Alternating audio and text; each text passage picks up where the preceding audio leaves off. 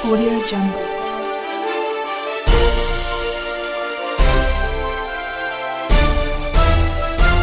Audio Jungle.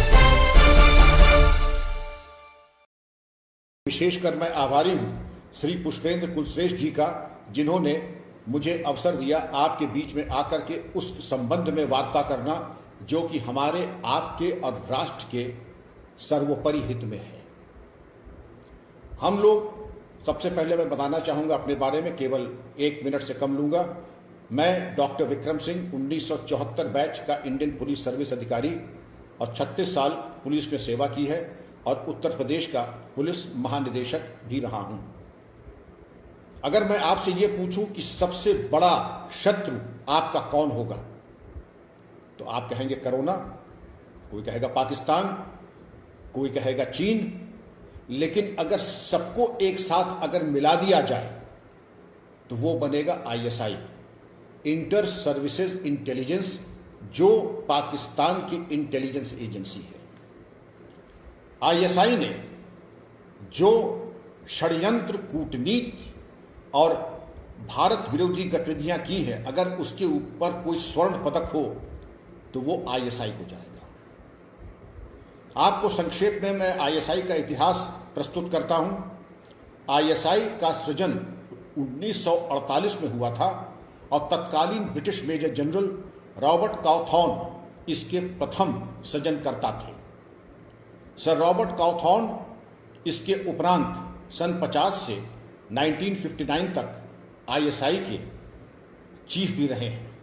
वर्तमान में major general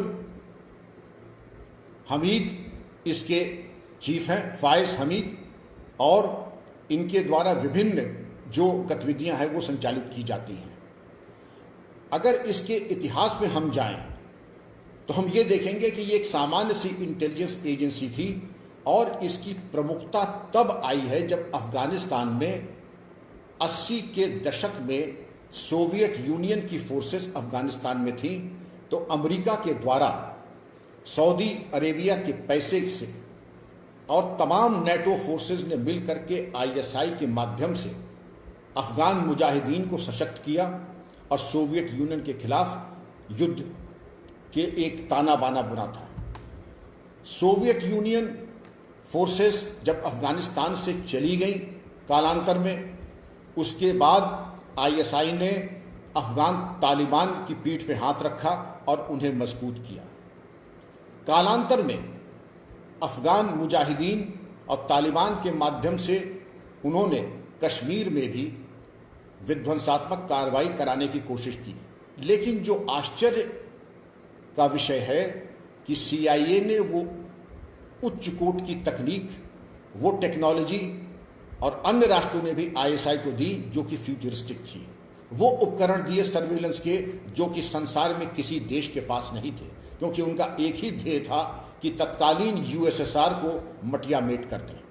यही कारण है कि ISI टेक्नोलॉजी के दृष्टिकोण से बहुत ही एक परिष्कृत और एक बहुत ही प्रोग्रेसिव एक एजेंसी मानी जाती है। कालांतर में इस पर डिस्कस करेंगे कि इन्होंने क्या क्या किया।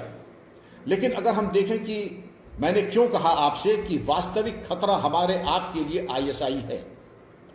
आप कोविड को देख लें तो कोविड का भी इनडायरेक्ट संबंध ISI से है। मैं बताऊंगा कैसे, वाया नेपाल, कैसे रोहिंग्याओं के माध्यम से। नकली भारतीय मुद्रा जो हम आप अक्सर हमारे हाथ में आ जाती है, लोग कहते हैं कि नोट नकली है, कहाँ से आता है? ISI से आता है। अपराध जो होता है प्रमुख महानगरों में, उसके पीछे कौन रहता है?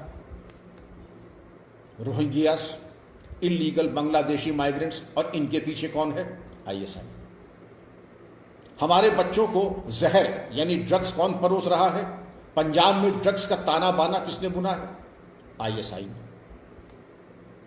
इन तमाम चीजों को अगर आप देखें तो इन्होंने दरअसल ये जानते हैं कि ये 20 करोड़ वाले 130 करोड़ ऐसे महान राष्ट्र को, जो कि विश्व की एक महाशक्ति है, उसको सीधे युद्ध में कुछ नहीं कर सकते हैं। ये इतनी बार मुंह की खा चुके हैं, सन 65, सन 71, कारगिल और उसके उपरांत। इनको मालूम है कि एक ही तरीका है कि जो 4th generation, 5th generation warfare, asymmetric warfare, information warfare है, इसी के माध्यम से इनको कुछ धूमिल सी एक आशा दिखाई पड़ती है कि भारत के ऊपर कदाचित शायद इनको, लेकिन ये भी मंसूबे इनके बिल्कुल कभी पूरे हो नहीं सकते हैं। और वो बताऊंगा कैसे। सबसे पहले आप आए कि आईएसआई ने ऐसा कौन सा हथकंडा है जो नहीं अपनाया है। 1993 के मुंबई ब्लास्ट के ऊपर अगर आप आ जाएं, 350 लोग हताहत हुए थे, 1200 मारे गए थे। इसके अलावा आप उसके बाद जाएं, 2006 की ट्रेन ब्लास्ट देखें मुंबई में, 26/11 ब्लास्ट को अगर आप देखें तो इसमें आप ये देखेंगे कि लखवी, डेविड कोलमैन हेडली जिसने आकर के पूरा सर्वे किया था मुंबई का, और तमाम ऐसे नाम आएंगे, ज़कीर रहमान लखवी, तमाम ऐसे लोगों के नाम आ रहे हैं जिन्होंने इसमें इसके षड्यंत्र की रचना में पूरी तैयारी के साथ पाकिस्तान फौज के साथ और आईएसआई ने मिल करके इसको किया था। यह बात दूसरी है कि इसके बारे में इन्होंने कभी स्वीकारोक्ति नहीं की है। और जब अजमल कसाब के घर पे इनके पत्रकार पहुंचे थे तो वो पत्रकार भी पाकिस्तान के गायब हो गए, भूमिगत हो गए, क्योंकि पाकिस्तान सरकार ने और फौज ने ये सुनिश्चित किया कि ये चिन्हित करो कि ये दरअसल हिंदुस्तान के ही मुसलमानों ने किया है, पाकिस्तान का इसमें कोई लेना देना नहीं है। आपको मैं और थोड़ा पीछे ले जाता हूं कि हिंदुस्तान में तमाम तंजीमें हैं। कश्मीर में 6 तंजीमें हैं, 6 चरमपंथी, जिसमें प्रमुख लश्कर-ए-तैयबा है और अन्य हैं, जिसमें पूरा ऑक्सीजन, रसद, पैसा देने का पूरा काम आईएसआई ने किया है और आज भी कर रहा है। इसके अलावा पहले एक संगठन था Simi, student Islamic movement of India, जो कि अब बैन हो गया है। इसके बाद आया इंडियन मुजाहिदीन। इन सब ने, और आज पीएफआई है, पीएफआई की चर्चा हम बाद में करेंगे, लेकिन इन 2 संगठनों ने ऐसा कोई काम नहीं किया है राष्ट्र विरोधी जो कि विश्व में अगर कहीं होता तो इनके ऊपर वो कहराता कि ये याद करते। इन्होंने एक और ताना बाना बुना है कि जब कभी इनके ऊपर कार्रवाई हो, सीमी के ऊपर हो, इंडियन मुजाहिदीन के ऊपर हो, राष्ट्र विरोधी गतिविधियों में, तो एक इन्होंने तमाम ऐसे छदम मंच शुरू कर रखे हैं जो कि तुरंत हो हल्ला, आंदोलन, धरना, प्रदर्शन। आपने देखा होगा टुकड़े टुकड़े गैंग जेएनयू में, आपने ये भी देखा होगा कि लिट फेस्ट होता है कई जगह। लिट फेस्ट होता है, लेकिन लिट फेस्ट में एक ही वेवलेंथ के लोग जाकर के बोल सकते हैं।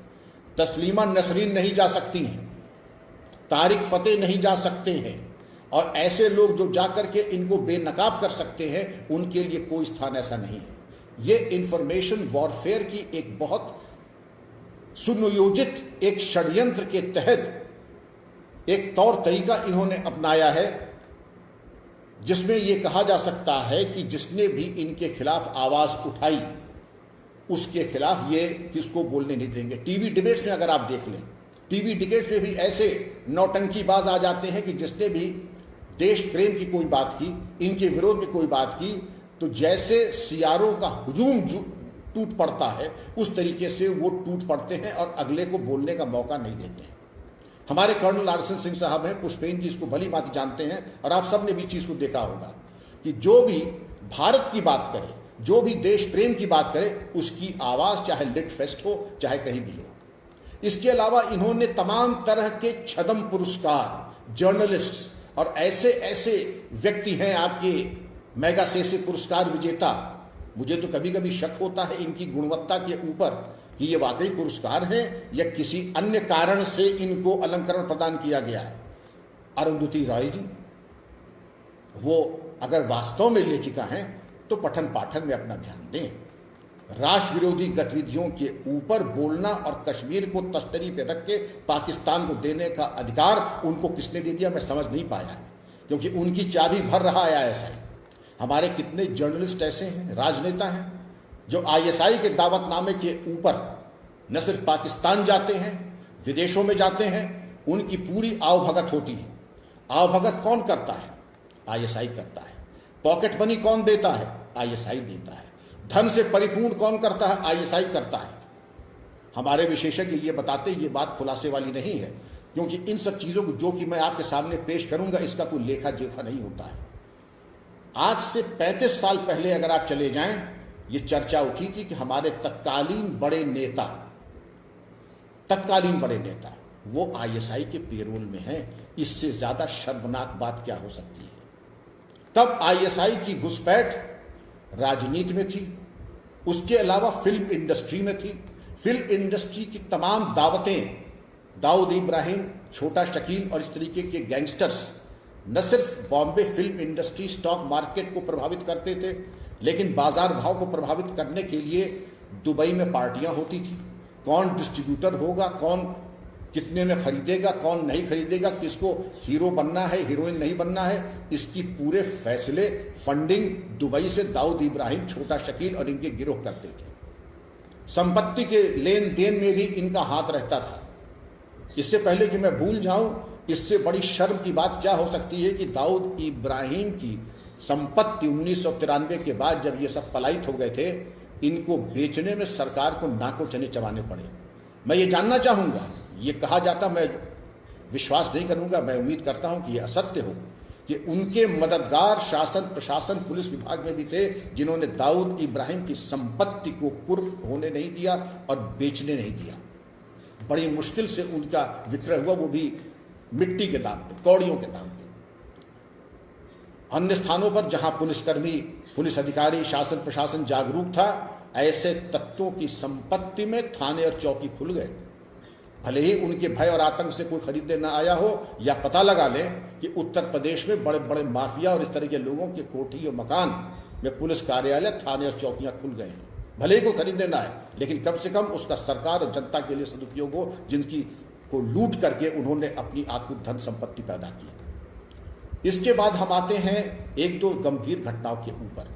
आपने सुना होगा टी सीरीज के मालिक गुलशन कुमार की हत्या हुई मुंबई में। उसमें नाम आया नदीम का। नदीम भी म्यूजिक में थे। बहरहाल वो इंग्लैंड भाग गए, इंग्लैंड से दुबई चले गए। उन्होंने एन केन प्रकारेण किसी से एक्स्ट्रा जुडिशल कन्फेशन करा करके अपने ऊपर से वो दाग हटा दिया। लेकिन ये सर्वविदित है कि अबू सेलम का पूरा हाथ था गुलशन कुमार की हत्या में। गुलशन कुमार, जब मैं मेरठ के कार्यकाल में था तो मेरे पास स्वयं आए थे। उन्होंने बताया था कि सिंह साहब, मेरी हत्या की प्रबल संभावना है। तो मैंने कहा मैं अभी बात करता हूं, उनका बात न करें, क्योंकि अगर कल मारा जाऊंगा तो आज मार दिया जाऊंगा। उन्होंने स्पष्ट संकेत दिया कि उनके ऊपर जो खतरा था वो छोटा शकील के माध्यम से अन्य लोगों के ऊपर था। उसका खुलासा करना सार्वजनिक मंच पे औचित्यपूर्ण नहीं है। लेकिन इससे जो मैंने आपके सामने तथ्य प्रस्तुत किए कि जिस तरीके से कश्मीर के चरमपंथियों, हुर्रियत और अन्य लोगों को ऑक्सीजन आईएसआई दे रहा है, और हमारी कुछ कमजोर सरकारों ने इनको दूध पिला करके और मजबूत किया, इनके ब्लैकमेल में फंस गए। बेहतर ये होता कि इनको जो 100 करोड़ सालाना इनके ऊपर खर्च किया जाता था, उसको न करके इनके ऊपर वो कार्रवाई होती जो आज हो चुकी है। बहरहाल देर आए दुरुस्त आए। अब वो कार्रवाई का समय आ गया है कि कश्मीर के चरमपंथी, हुर्रियत और ये वहाँ की सरकारें ऐसे एक ताना बाना बुन करके आईएसआई के इशारे के ऊपर चरमपंथियों को अपने अंदर बुला लेना। वरना मैं जानना चाहूँगा कि अगर पूरी राष्ट्र, भारत ऐसा राष्ट्र कमर कस ले, इन चरमपंथियों में ताकत नहीं है कि ये इस प्रकार का दुस्साहस कर सके। बहरहाल अब कार्रवाई शुरू हुई है। मुझे पूरी उम्मीद है कि कालांतर में इनको मिट्टी में मिला दिया जाएगा। पाकिस्तान ने और आईएसआई ने ऐसी कोई कमी नहीं छोड़ी है। इन चरमपंथियों को वो हथियार दिए हैं जो हमारी फौज के पास भी नहीं है। ऐसे ऑटोमेटिक वेपन्स, ऐसे वेपन जिनमें इंफ्रारेड एमिंग डिवाइसेस हैं, नाइट विजन डिवाइसेस हैं, बुलेट प्रूफ जैकेट्स, ऐसे फैंसी फाइबर ग्लास के। इसके अलावा सैटेलाइट फोन्स में एक टेलीकॉम कंपनी है पाकिस्तान में जिसका नाम है थोराया। पूरी कंपनी बनी ही इसीलिए है कि चरमपंथियों का टेलीकॉम नेटवर्क बदस्तूर बहुत उम्दा चलता रहे। आईएसआई ने न सिर्फ इस तरीके से हमारे भ्रष्ट नेताओं को खरीदने की कोशिश की, बल्कि नॉर्थ ईस्ट में चरमपंथियों को हथियार दिए। हमारे जो लेफ्ट विंग एक्सट्रीमिस्ट हैं, नक्सलाइट्स, उनका प्रशिक्षण, उनको धन और उनको हथियार दिए जाने की पूरी कवायद उनके द्वारा की गई है। इसके अलावा अगर आप देखें आईएसआई और क्या क्या कर रहा है, उसका क्या पर्सपेक्टिव है। जनरल जिया जब गद्दी पे बैठे तो उनका एक फिलॉसफी थी K2, कश्मीर और खालिस्तान। तो उन्होंने खालिस्तान समर्थक तत्वों को इंटरनेशनल सिख यूथ फेडरेशन उसको बहुत पालने की कोशिश की, उसकी क्रियाशील बनाया, उसको खालिस्तान के नोट छपवाए जर्मनी में। लेकिन अगर आप इसकी गहराई में जाएं तो ये जो एक नए पेडेस्टल पे ला करके खड़ा किया तो जनरल जिया के बाद ही ये सब कार्रवाइयां शुरू हुई। और ये जो डर्टी गेम्स खेलने का काम शुरू हुआ, चरमपंथी कहीं पर भी हो, बांग्लादेश के अगर नागरिक मैं आपको बताऊं, लगभग ऑस्ट्रेलिया की पूरी जनसंख्या बांग्लादेशी नागरिकों की हमारे भारत में नाजायज तरीके